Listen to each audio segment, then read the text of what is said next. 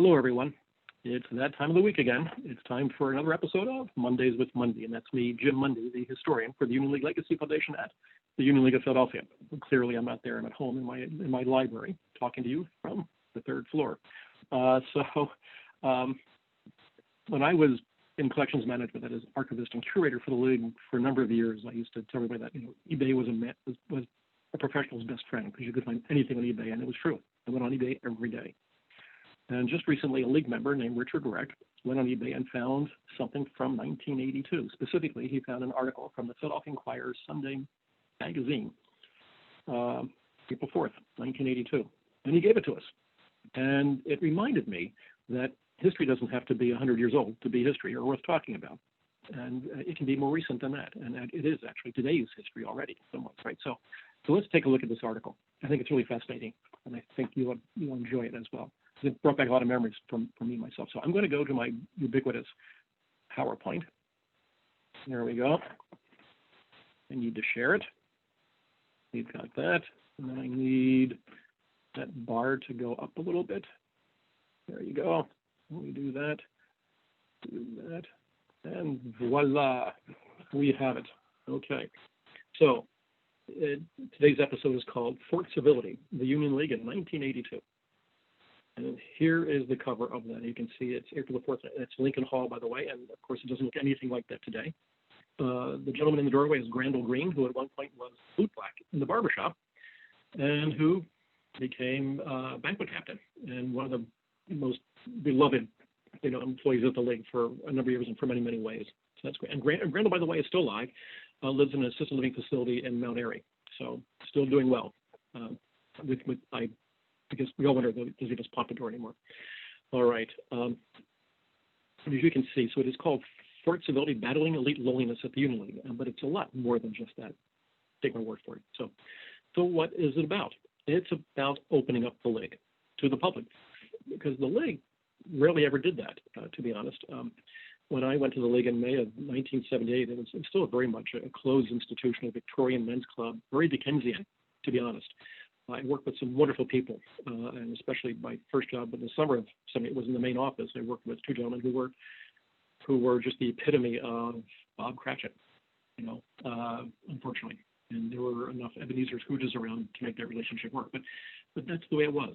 But just 4 years later, though, the League is already beginning to loosen up. And I think the League understood that it can't be of the world without being in the world, and hence this article. It was written by a fellow named Art Carey, who was really great, brilliant, great, wonderful writer, insightful, a prep school grad. So he understood the sociology behind the League, and the article itself is wonderful. So he goes on to talk about how, the League still has a number of old Philadelphia family names on the membership registers, whether it's Listers or Lippincott or Morris and Pugh, although they were more 19th century names than 18th century names. There were a few of those as well, believe it or not.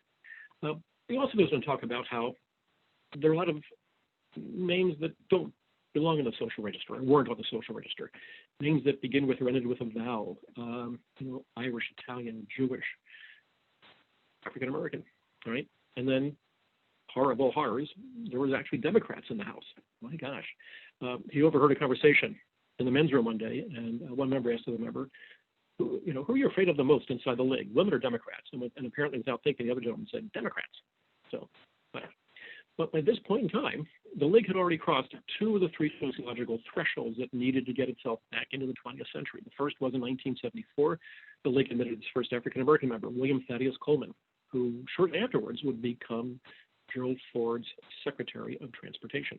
And then in 1976, when Burton H. Etherington Jr. was the president, the League eliminated the qualification that candidates for membership voted Republican in American presidential elections, for the simple reason that there weren't enough young Republicans around anymore. And if the League was going to survive, it wasn't going to work that way. So the League understood that it needed to change, even back then.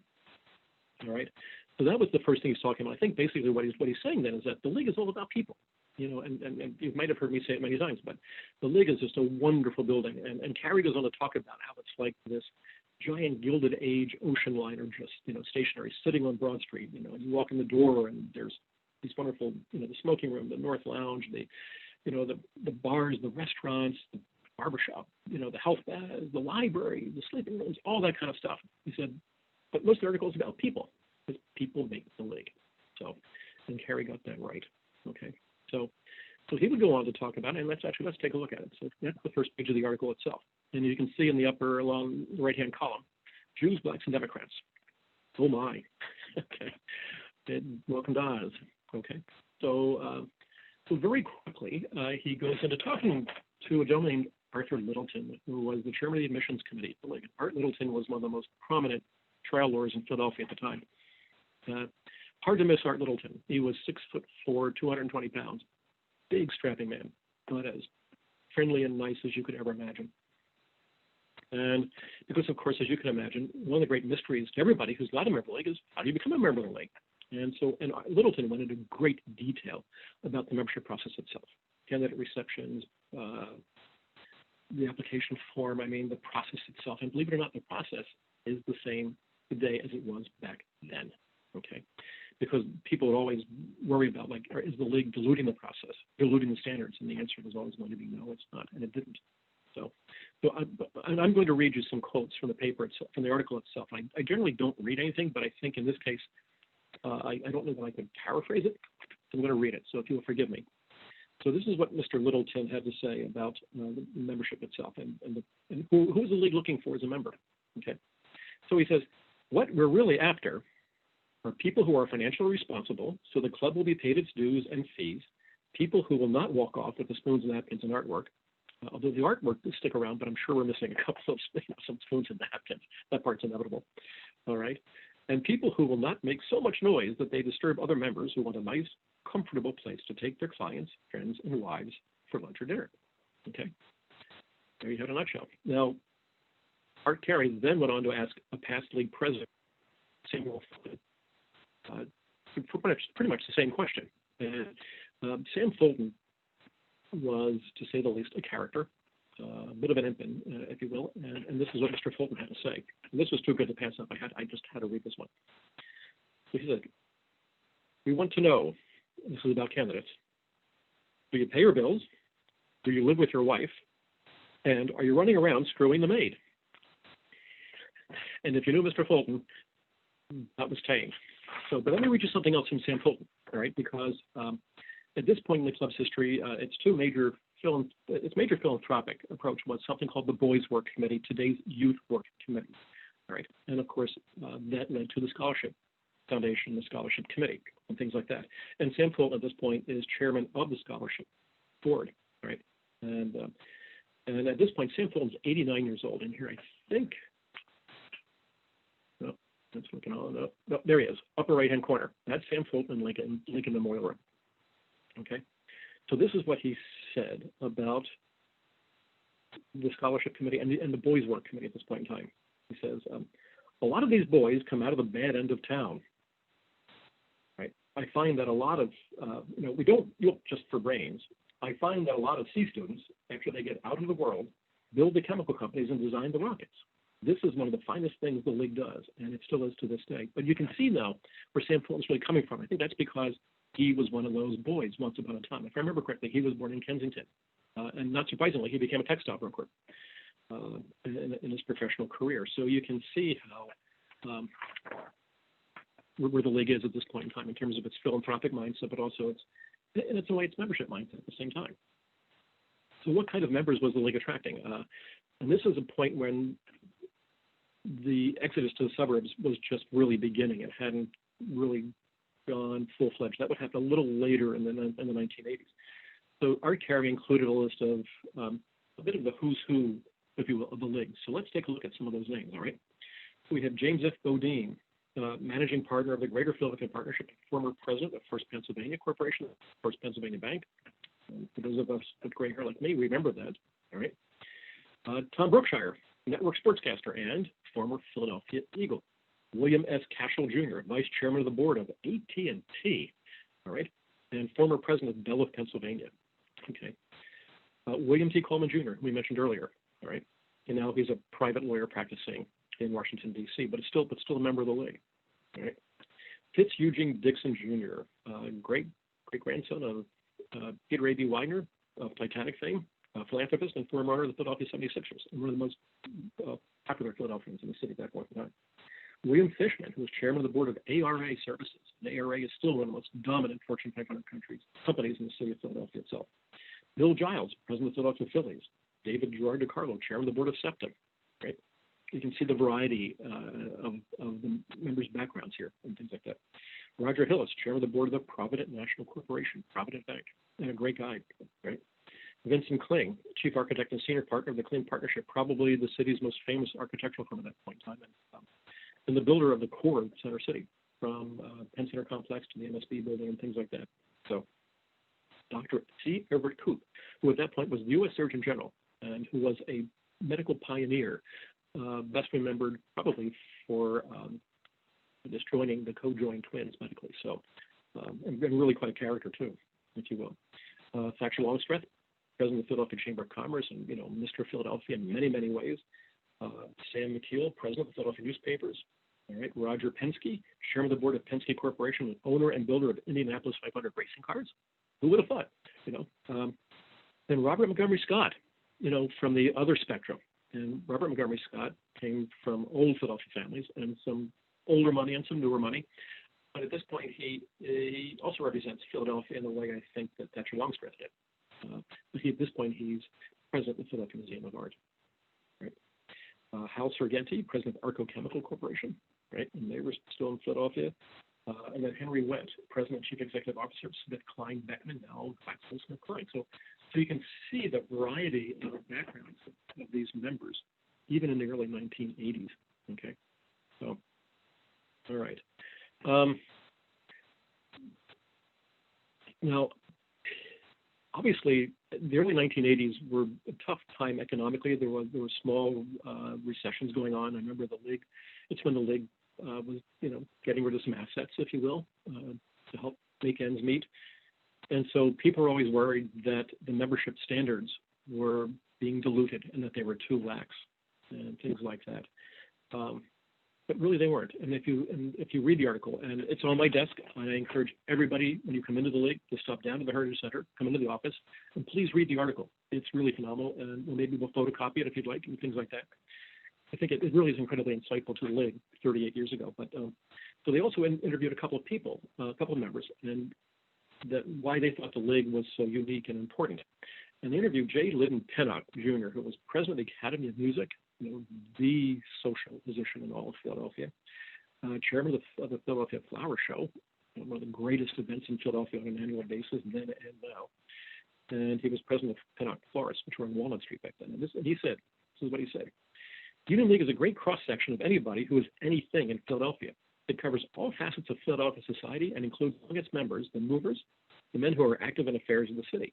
It's much more representative of what Philadelphia is all about than almost any other club. So I think the message that's coming across is that the admission standards didn't change. They were tough back then as they are today.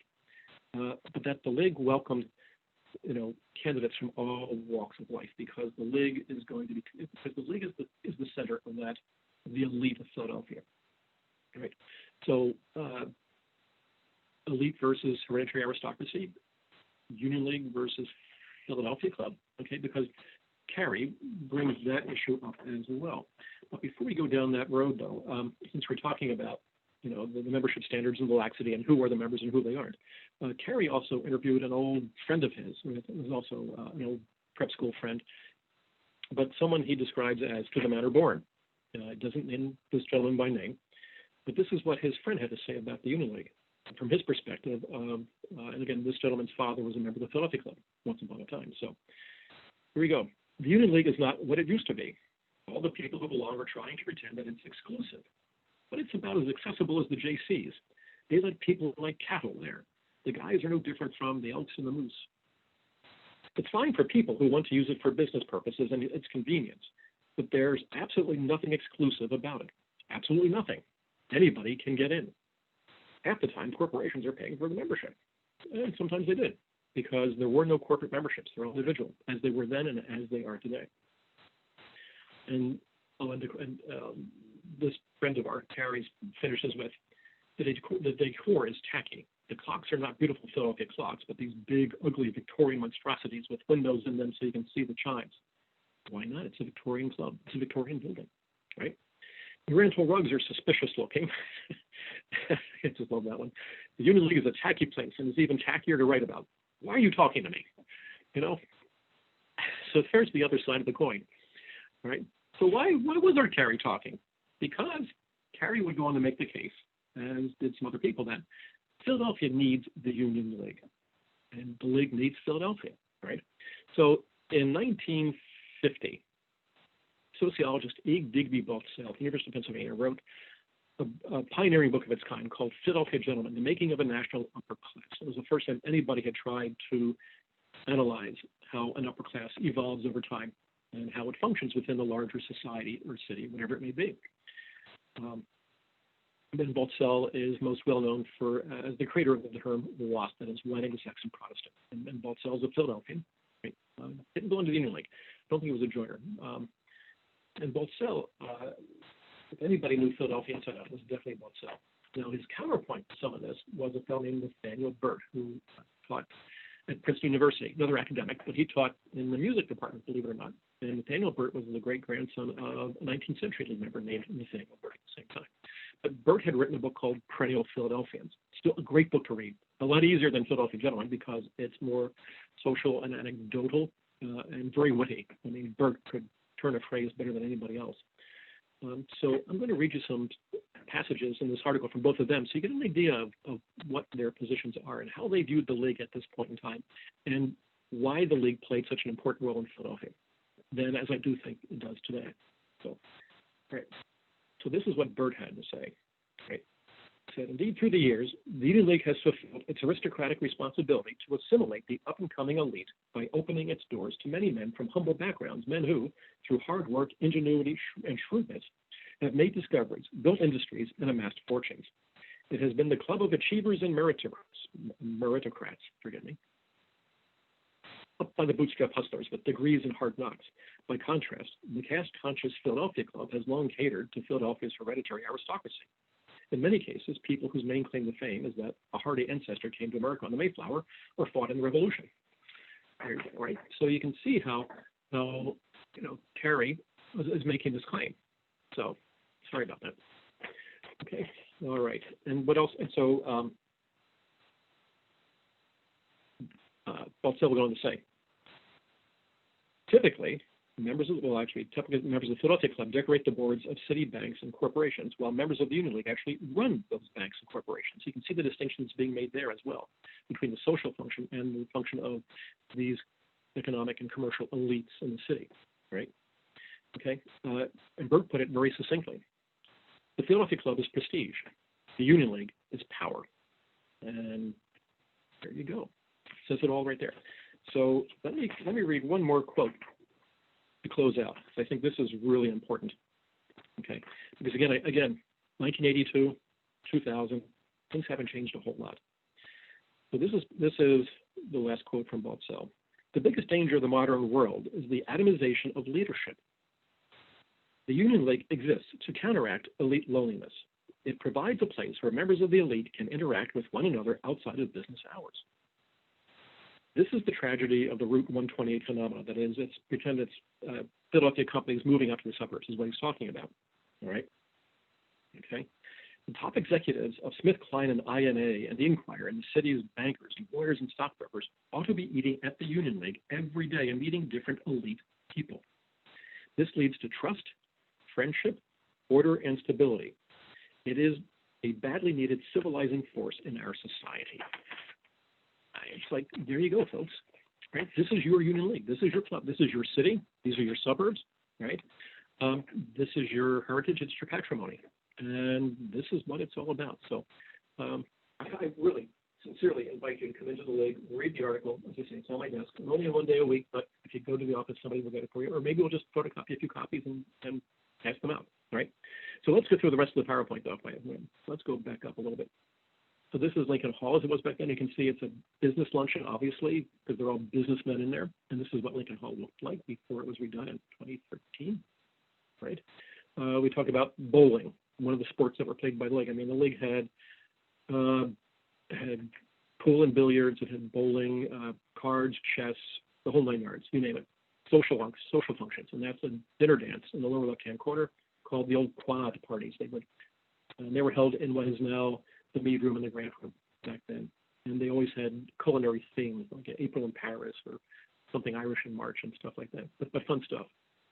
And Carrie talks about this Gilded Age, ship, if you will, ocean liner sitting on Broad Street. And this is the look down the 15th Street corridor towards Broad Street, and you get some idea of that. And then, of course, younger members, because the league needed younger members then as it does now. And there's a guy named, that's Mr. Luff. I forget his first name because we weren't supposed to call members by their first name back then, only by their last name. So, and he was one of the nicest guys you'd ever want to meet. Okay, and so was this guy, Jay Euler, Charles J. Euler. No longer a member, but and he's sitting in a room. And here's a challenge for everybody: name that room, and maybe I'll buy a free drink in the old cafe or something if you get it right. Let me know. Okay. So anyway, so I'm going to stop babbling. I hope you enjoyed that. It was really very different. I think it's good to know about our more recent past than our ancient past. So again, if you have any questions, email me if you want a copy. We'll get one in the mail to you. Remember, it's MundyJ, MUNDYJ @unionleague.org. We'll help you read it because it's worth reading. Go on eBay. I checked before I started this video, and it's not on there now, but it could be tomorrow or the day after. And with all that, once again, I think we need to thank the Legacy Foundation for sponsoring this weekly video series. It's a lot of fun. I hope you're enjoying it. And it's still an interesting world out there. So everybody stay well, stay safe, and stay healthy. So thanks for joining us, and we'll see you in a week. Goodbye now.